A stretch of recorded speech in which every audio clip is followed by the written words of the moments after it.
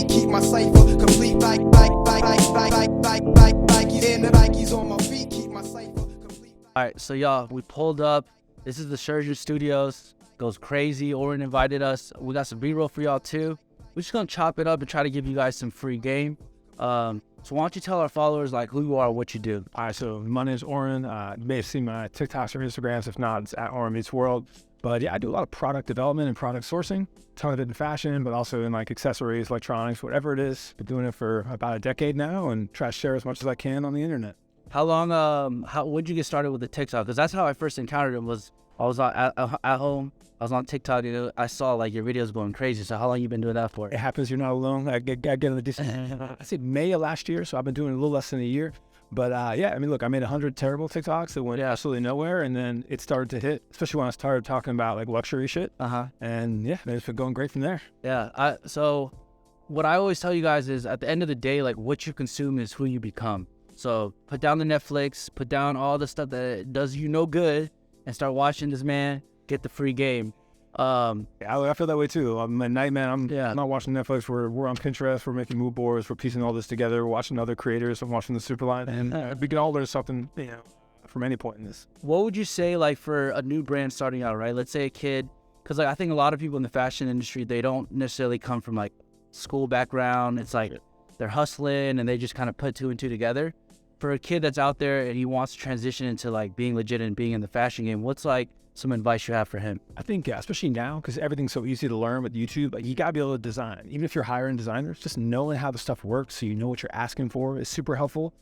And now I like to look at like model actual brands. Like, you look at a brand you want to be, look at Stussy, look at whoever it is, and be like, all right, how big are their collections? What types of different pieces are in there? What's the ratio of those? What did they change season to season? They're doing less of this or more of this. You can start to learn how to make decisions and see that. And I think that's super crucial, because all this information is out there. You just have to decipher it. Yeah. In terms of like learning how to design, what would you say, like because it's crazy that a lot of our customers, they don't even know about like Adobe. What platforms would you say they need to be like pretty proficient from A to Z on? Yeah, I think Illustrator is the best one. I know it's hard to learn and stuff, but obviously like so much of the industry is based around that. Even if you're just like, pull up YouTube tutorials, like how do I design a t-shirt in Illustrator, like straight up, and then figure out putting your logo in there, moving it around, putting some colors on it. Like, it will take you, spend 10, 20, 30 hours. At least you now know what to ask your designer for. I look all the time, like, I'm editing some random last second shit all the time. Like, it helps to have that skill set to just make stuff move faster. Yeah. I mean, I agree too. And for a lot of the guys out there that are street dudes, listen, get you some oregano, chief, the same way you be cooking up in the studio, just go on YouTube and learn. And I would say Illustrator is one of the best ones. I mean, but even if you can't do that, Photoshop, right? Yeah, for sure. And like, that's a lot easier to use. And worst case, if you can't do either of those, Procreate.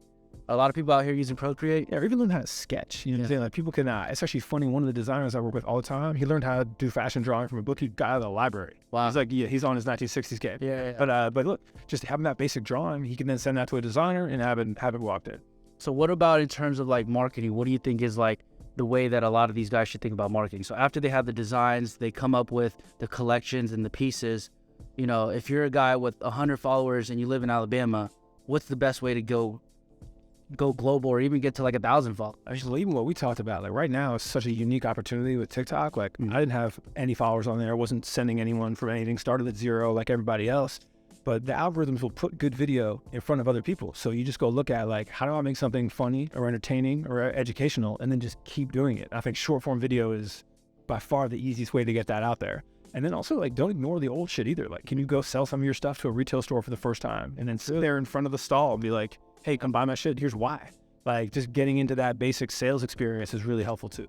I agree. I mean, a lot of you guys are also focused on like, let me just make the coolest mood board on Instagram and have the coolest Shopify store. But like I said, Danny Duncan did $150 million off a merch brand printing on Gildan shirts, but it's because he was in every Zoomies, every Tilly's. Yeah. So that old wholesale model, it's not outdated. It still works. And would you say that a lot of people I talk to in LA, they're saying that retail's back? What do you think? Yeah, retail's 100% back. Almost all the brands I know that are really popping, they have the mix model, right? They're selling some online, but they're selling in stores. But look at what you got now. Like, look at, if you have hype people wearing your clothes, if you have, rappers or influencers or whatever, and they're all shot at the same spots. They're at H. Lorenzo, they're a patron of the New, they're at the Webster. Like, you get a shot in one of those places, you get so much more exposure because now all these hype people are wearing your clothes.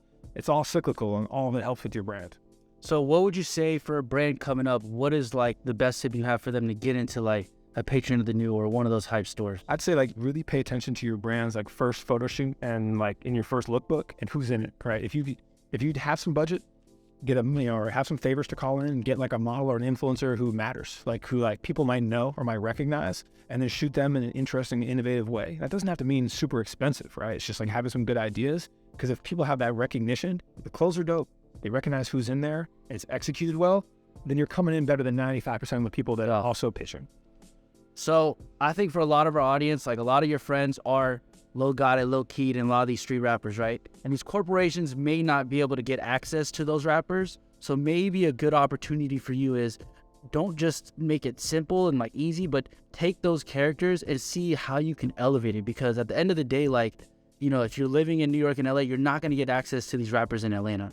So you have that leverage, go and build that out. And like he said, focus on doing like a dope photo shoot with that. And you know, we did a TikTok earlier probably about like combining stuff. So what else could they do? Like, obviously everyone does, you know, the Zop pack in the studio, the trap culture. What other ideas could they do for a photo shoot to like kind of elevate it to get the patron of the new? Yeah, well, I think like a lot of it's just, hey, what colors and backgrounds and things that are in there that you just haven't seen frequently. And so if you look at like a great photo shoot often comes down to what's an object outside of the clothes at the center of it. Is that like a vehicle? Is that like a location? Is it like what else is part of the story? And then does it have a story? I kind of look at the image and like think, oh, this is a scene from a movie. What's happening in it? Like, is versus just a picture of clothes. And that's what I think elevates like real shots and real art from something else. And again, it all comes down to ideas. And if you're a designer and you think you're going to make it, you got to have those ideas.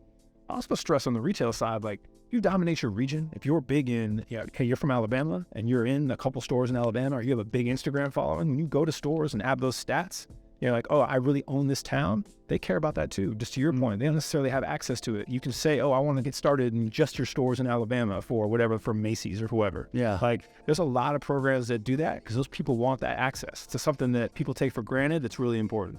Wow, that's a really good insight. So just to wrap everything up, what do you think is the future of this business? Like, do you think, you know, we've been seeing a lot of like AI stuff, Mid-Journey. I know like if you're into music, they have like the songs. So what do you feel about like in the next 5 to 10 years, where is this going to? I feel like it's going to make your mock-ups and a lot of your setup a lot easier. It's also going to make, it's going to replace having to have models and a lot of photography. It'll make things even cheaper for brands.